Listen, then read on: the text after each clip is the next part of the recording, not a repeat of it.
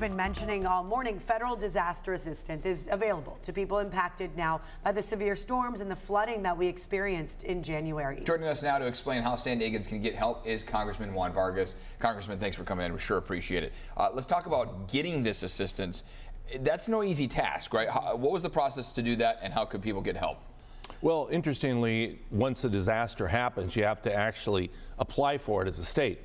So we have to go out there and show that there was a lot of damage, enough damage in a particular area, and then enough damage in the state to be declared a major disaster area. And so that happened. We were able to work with the administration, we were able to work with Gavin Newsom and California, and of course, obviously the county here in San Diego. And so we could show that there was a hell of a lot of damage, enough damage to make it declared a major disaster. So then the president declared it. Now we have a major disaster. Now the help can come in the sense of federal aid. Right. Now we're looking at the video here. Obviously, you've seen this, Yes. the damage, the flooding that happened to so many people. Hundreds of people have, felt forgotten since that happened.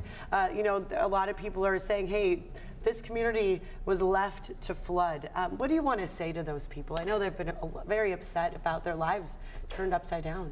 Well, I've been to my district quite a bit of times, and that's what they're saying. And they were saying, we're trying to get help. Where is the help? Yeah. And obviously, the locals can't do it. It's overwhelmed them.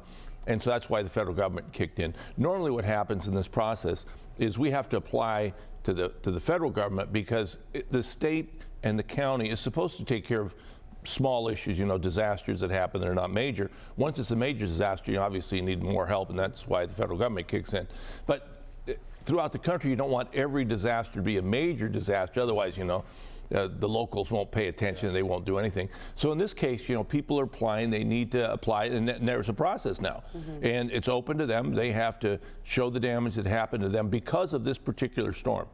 And then there's an ability to get rental assistance, there's an ability to get replacement, all of these things, even if you didn't have insurance. And obviously, most people didn't have insurance, and that was the big issue. Yeah, I wanted to touch on that. Is there anything those people can do? Insurance expensive, it's tough to get. We kept hearing that over and over again. Is there anything that can be done at the federal level to try to open that up to more people? Sure. Actually, it's available to everybody, so everybody can get it. It's not that it's hard to get. Yeah. It's expensive. Right. That's the issue. It's expensive. Yeah. And the reason it's expensive is because this happens year over year. We have houses that we've replaced now 8 or 10 times. And so they, for example, in Louisiana, there's a house in there. We've replaced it, I think, 8 times in the last 10 years. So every year they get insurance. They pay about $12,000, and then they get, a $300,000 house almost every year. And people are saying, well, wait a minute, they shouldn't build the house back, Why do we continue to do that?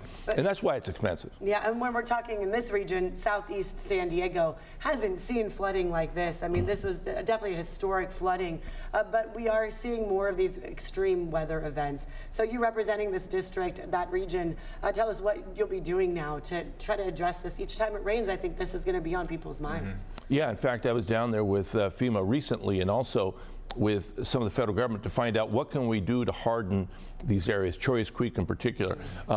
This is climate change. I mean, I've been preaching this now for a couple decades. People didn't believe it. They were saying, oh, no, no, this is climate change. And what we used to call a catastrophe that happened every 5, 10, 15, 25 years, 50 years, 100 years, is happening every year now. And this is going to continue to happen. So we have to harden where we are. And that is, we have to make sure that, the canals that we have are big enough. We have to make sure that we're prepared, because we're not. This is climate change. I mean, the world has changed, and we have to change with it. What do you want people to do? Reach out to your office, call FEMA? What can they do right now? Both things. I mean, FEMA has a helpline. That's where they're supposed to call. But if they have any problems, call us. That's why we're there. That's why we came. That's why we pushed for this. That's why we got it. The money's there. We help all the other states.